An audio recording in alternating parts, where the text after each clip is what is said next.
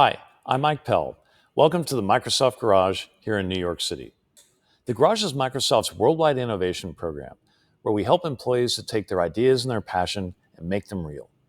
What we've been doing a lot of lately is taking our new technologies and new approaches and try to get to leaps forward, real breakthroughs, much more quickly than we've ever done before.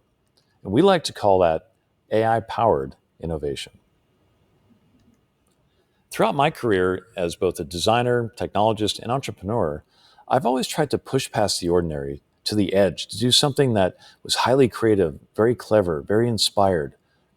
But that's not easy. It takes a lot of practice and a lot of work, and sometimes a bunch of luck. The nature of innovation is something that you cannot rush. True innovations are things that are very, very rare, very hard to put together because they require a certain amount of people and timing and materials and opportunity. We know that when you get to a true breakthrough, they're completely obvious. You look at them in retrospect and think, wow, they should have always been this way. But the truth is, that happens very, very rarely. When you talk about creativity versus innovation, it's much easier to understand that we can all be highly creative almost on demand. That's why you're here. You're clever, you're imaginative, you have incredible skills to do things quickly to help people realize their own ideas. But innovation is a different story. Innovation is really pushing past the expected, something that is incredibly better than where we are today. But the fact is, you cannot manufacture innovation. You can't time box it and on demand think that you're going to come up with something truly innovative. It happens every once in a while, but that is something that just doesn't happen every day. The truth is that we can accelerate the innovation process very easily, and I'm going to show you that today. Oftentimes, we use Microsoft Copilot to help speed up the ideation, which is sometimes the very, very first thing that you would do. In this example, I'm working on a project where I have to figure out how to create a high-performance athletic wear that's 100% sustainable materials. So I asked Copilot, you are the world's most creative product designer. Generate 5 innovative ideas for producing athletic wear that's made from 100% sustainable materials, but still maintains its performance and durability qualities. Be wildly creative but practical, since we have to keep this affordable to purchase and cost-effective to manufacture. So after either saying that or typing that in and hitting return, Copilot is able to generate a set of ideas that I probably wouldn't have gotten to very quickly. I mean, even if I had done the research, I may not have come up with bamboo fiber blends, algae-based fabrics, and if I scroll down, recycled ocean plastics, hemp and organic cotton mix, and mushroom leather. So these are some really interesting ideas, but I need to see these side by side. So I asked Copilot to create a table for me with certain attributes to help me see the differences between them. Very quickly, it formats a table where I can see the material aspects, benefit, performance, cost efficiency, and the rationale for why Copilot put this in the list in the first place. That's really great. I'm starting to get a better idea of what I want to go with. But I can also ask Copilot to make a recommendation. In this case, which one to pursue. It thinks that recycled ocean plastics, of all the attributes that it's reported out, has the best chance of being desirable yet affordable. So I think that we can go with that. So in a very short amount of time, Copilot has helped me to make something that I can probably base my pitch on, but would have taken me days or weeks in the past. The reality of using AI is that it is helping to speed up everything we do if we learn how to use this in different ways. But the truth is, AI is not innovation in and of itself. It can help us to get to very clever ideas and be highly creative, but just by itself, it's not the innovative part. It will accelerate your creativity. We've all seen this. It can generate ideas that we wouldn't have gotten to. It'll come up with visual aspects and directions that maybe we're just not good at. So in the end, AI can really help us toward innovation, but it's not the important part. Creativity and you are the important part. Another example is using Adobe Firefly to help me to go to the next part of my innovation cycle. Once I've ideated, now I want to show someone something visual. I can easily go into Firefly and say, Create some designs for athletic wear made from recycled ocean plastics that are highly desirable yet remain sustainable. This is this idea that Copilot generated for us. We plug that into Firefly, and very quickly, it generates some visual imagery that helps to inspire me and open up my mind to what the possibilities are. There's one in particular that catches my eye right away. It's in the lower left. The reason that it is that it's showing a high performance garment that looks very, very lightweight, yet it's showing elements of the plastic bottle that was maybe floating in the ocean. Some other elements that are helping me to make the connection between these recycled materials and high performance fabric. So given that, I can download a copy of this that I can use later. And Firefly very, very quickly has helped me to get something that I can show other people to share my idea.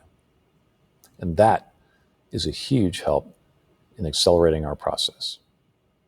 Given that we're all being asked to innovate more quickly, we have to find ways to both personally and professionally leap ahead, get much further than we are as far as our skill set, our abilities, and being able to do things consistently that look brilliant. I've told you before, I don't think that innovation can be done on demand, but I'm pretty sure that being brilliant can be and is done on demand all the time. I know that you do it. I have to do it myself. And one of the ways that I've been able to do that more often is by going through a mind shift. I've had to prioritize going fast over being perfect. I know this sounds horrible to any designer, having to prioritize, not doing an absolute perfect job, but by getting it done on time, you're actually helping your team get to what they need to get to much more quickly. So for me, I've had to learn to prioritize speed over perfection. Another thing that we need to do to be able to leap forward is work much faster, which means we need to show our work and show our ideas and concepts to our teammates and to management. Showing those bold ideas in a few minutes is more than easy by using Adobe Express. It has so many capabilities built in that for this project that we were just working on, taking a sustainable garment and being able to make it desirable yet affordable is something that I can illustrate using Express very quickly. I go in to start and I say, you know what? I want to do a presentation so I can show this to my team. I go in and I look through all the templates of all the different presentation types. I pick this one because it sort of feels a bit sustainable and green to me. And I start working to edit the text very, very quickly. So I'm using the name of the fictitious company I want to work with this time. I go in and I pull in that image. Remember, we downloaded that image that we generated in Adobe Firefly. I crop it, and all of a sudden, I have a very, very quick impression. And that's all I need to go fast, right? I need just an impression of the idea to show to my team. I download that, and I'm done. It's that easy to, I think, prioritize speed over perfection to get to the next level. Hacking together some kind of a prototype is extremely helpful in not only being able to present ideas, but to get people some clarity on what you're actually after. In this particular case, we're actually working on an advertisement, a video that shows what this product could be, and that's how we're going to sell it. So I can go back into Express and just as easily start a new video project. I pick a video template that sort of feels like the way that I want it to feel. I start editing the text again, and I start with the question, what if? What if your clothes came from the ocean? That's an interesting new tagline. I'm not a marketing guy, but that could work. And then I pull in some of this imagery that I had before, combine that into my timeline. So not only do I have a setup, but now I have the punchline. I have the product and I have the feeling that I want very, very quickly. And I can go off and create an MP4 that I can show my team. And that quickly, I can go to Adobe Express, make a video, and get it to my teammates fast enough to get some interesting feedback. And that's so important these days in being able to truly innovate, because you have to be able to get feedback early to be able to make adjustments. You also have to really have a mindset shift in taking everybody with you on this journey. The journey to innovation is not easy. You need as many people aware of what you're doing as possible. In the old days, we used to keep the secret. We used to do a lot of things that we would not show until we were done. But these days, we found that we really need to include our team and collaborate in ways that we never have before to be able to get that speed. And the true value of collaboration is not only in collecting all of those amazing different thoughts, from very different life experiences and different perspectives, but the real value of collaboration is that we're doing it together so that the team feels a sense of cohesion.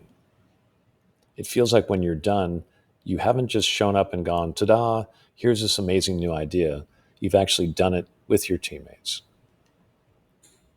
Another really interesting mind shift that I've had to go through is thinking that we need to present just one concept in the realm of innovation and not three.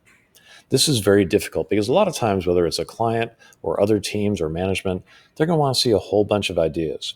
But as designers and highly creative people, you know that being able to get to one concept is always going to be the better way to present something. So even though we can create things, whether it's a PowerPoint deck, we do something very quickly with generative AI and Firefly, or we do that movie like I just did in Adobe Express, instead of having three different things to show people, or instead of trying to combine them into some kind of a Frankenstein presentation where all of the ideas are getting jumbled around, we really need to be able to shift to just presenting one idea. And that is our best idea. And in the realm of AI-powered innovation, that is a big shift. For us, it would look something like this. We come up with an interesting tagline, who thought their next lightweight workout jacket would be 100% made out of recycled ocean plastic? Well, we did. Planet Safe, name of the company, leads directly to planetary repair. That is exactly the message that I want.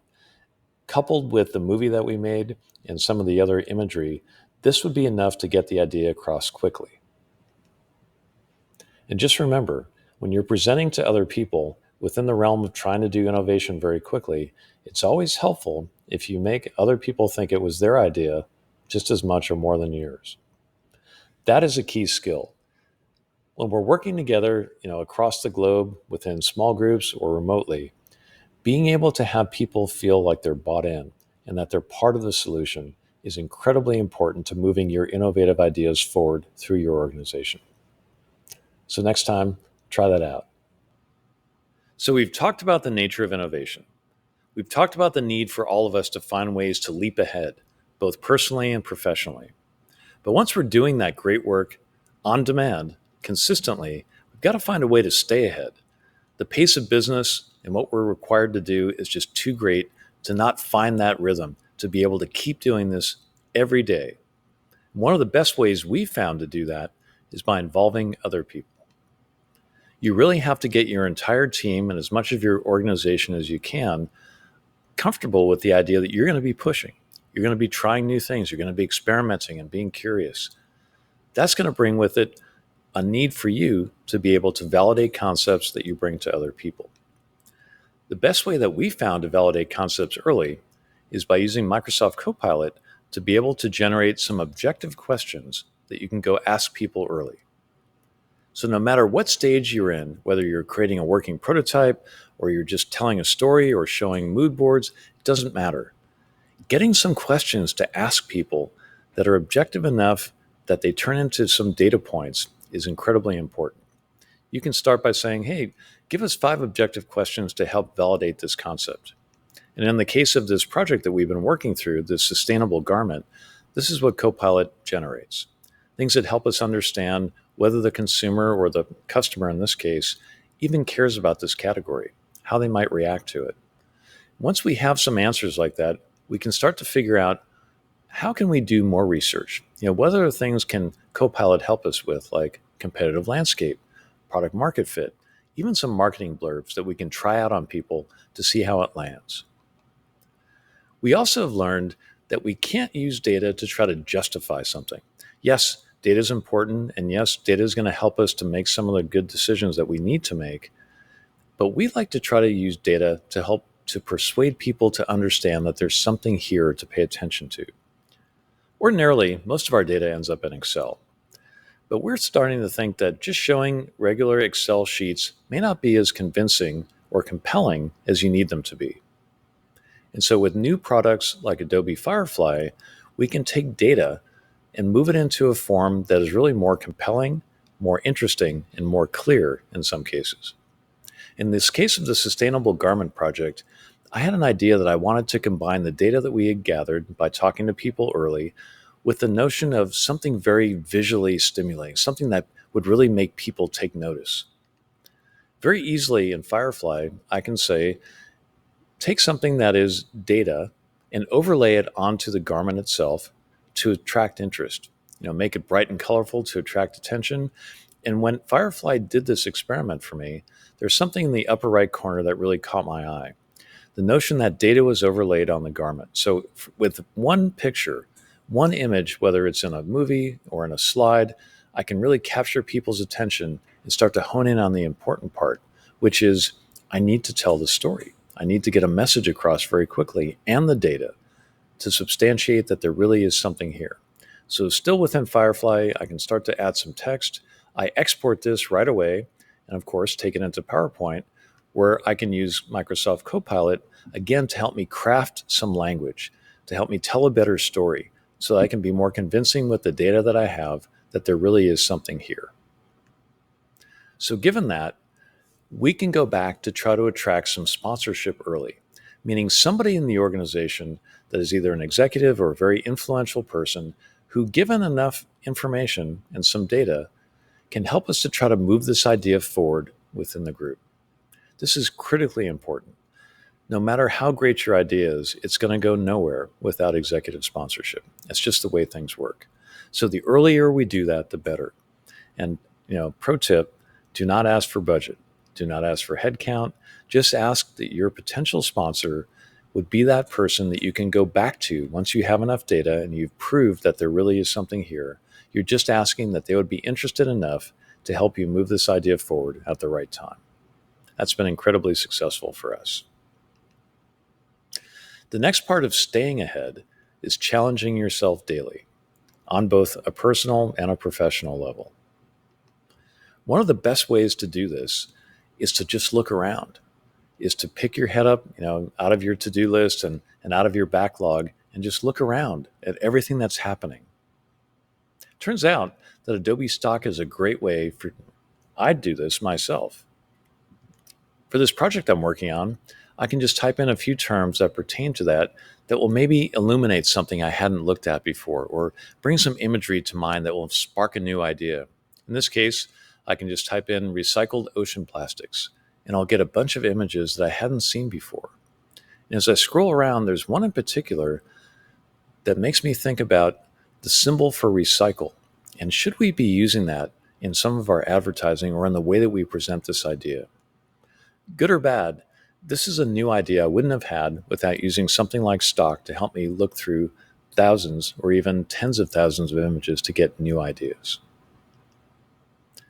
One of the other really important things for us is to try to stay curious. We all get busy and we all get locked into the things that we're supposed to deliver, but that natural curiosity is what's going to lead us to something that ultimately will be the most important discovery of all, is that we're learning. We're trying new things, and we're just not complacent. We're just not ready to just rest on whatever answers have been given to us or whatever's worked in the past. That curiosity is what helps all of us move forward.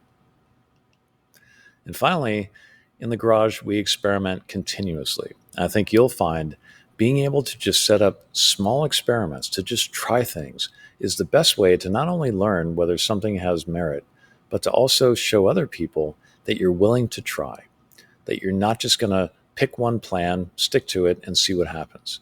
It's this constant experimentation that really helps to show you what works and what doesn't.